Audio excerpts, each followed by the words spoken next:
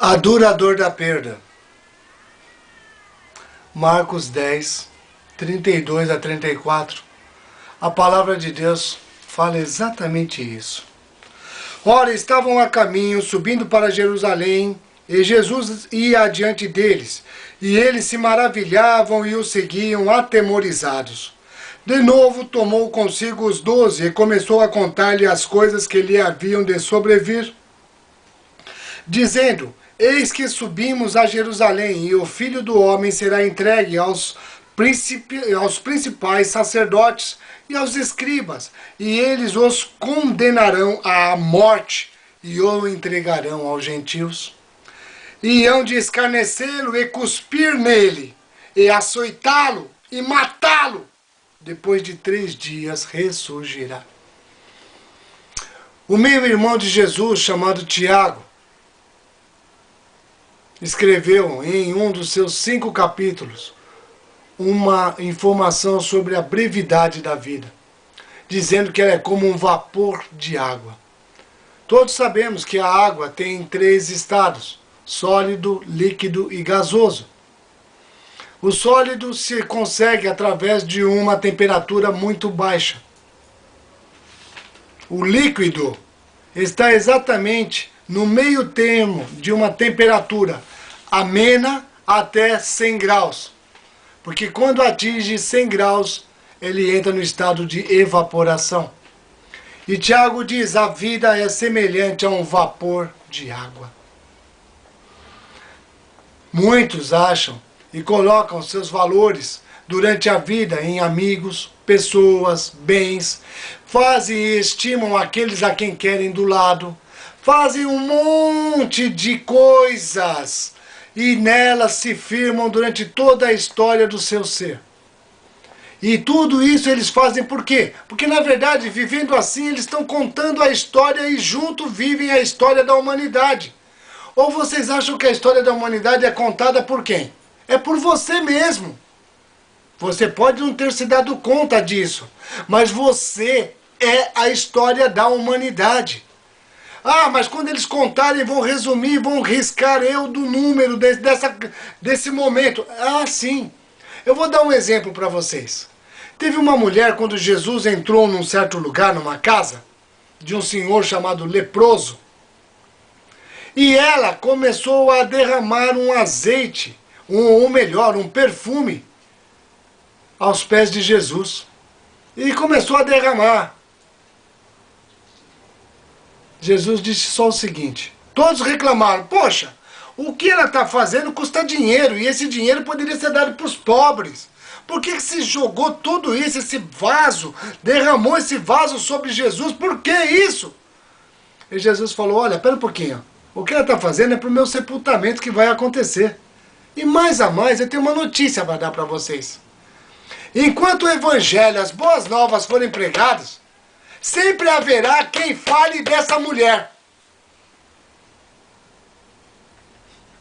E você está dizendo que você é um esquecido da humanidade? Essa mulher, simplesmente por ungir Jesus, ela é lembrada de século em século, de dia em dia, de hora em hora, de milênio em milênio. Não se subestime.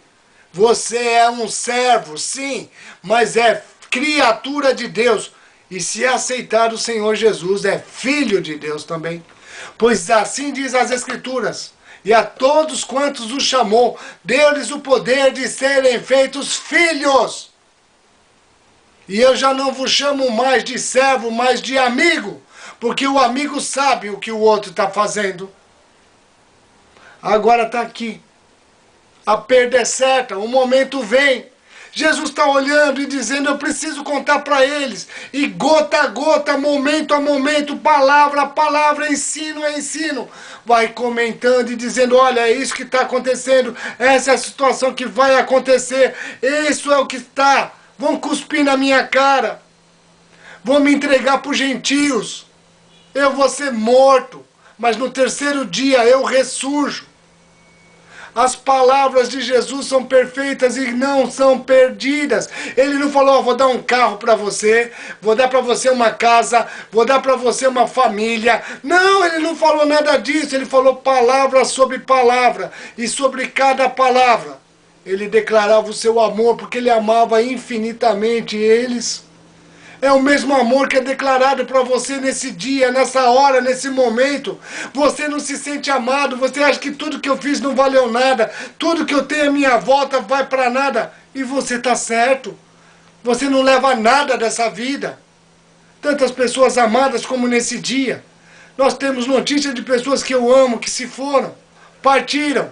Mas eu não falo da história da morte. Eu sempre falo da história da vida dessa pessoa. Pois é uma história de honra, uma história de valor, uma história que na nossa sociedade não se vê mais. Honra acima de tudo, educação acima de tudo. Palavra sim é sim e não é não. E não pode ser, em nenhum dos dois momentos. Mas agora Jesus, do mesmo modo, ensinou essas vidas a entenderem e compreenderem que ia acontecer uma situação complicada e que eles deviam se preparar para esse momento. Nós não nos preparamos, nós somos negligentes. A gente acha que todo mundo vai viver para sempre. Mas eu queria dizer para vocês, nós viveremos para sempre. A palavra de Deus diz isso. Nós somos eternos. E o Senhor tem para você uma palavra de vida. Foi para isso que ele foi na cruz do Calvário. Foi para isso que ele morreu. Ele pagou os nossos pecados que nos colocavam distante de Deus e nos trouxe para a sua presença. Nos colocou diante do seu amor e mais uma vez nos resgatou do império das trevas, do inferno, da doença, da dor que tão de perto nos prendia. A dura dor da perda, sim. Mas espera aí, o que você gostaria? Ah, o rico falou assim, o que eu faço para herdar o reino dos céus? Jesus falou, ama a Deus, ama o seu próximo como a si mesmo, honra os seus pais. Ele respondeu, desde a minha infância eu já faço isso. Jesus amou esse homem rico e falou para ele, então faz uma outra coisa, vende tudo o que você tem e dá para os pobres e vem me seguir. Nesse momento, o jovem rico ficou muito triste, porque ele era muito rico e foi-se embora. Será que é isso que você está com medo de perder? A vida é muito mais do que o que comer e o que vestir.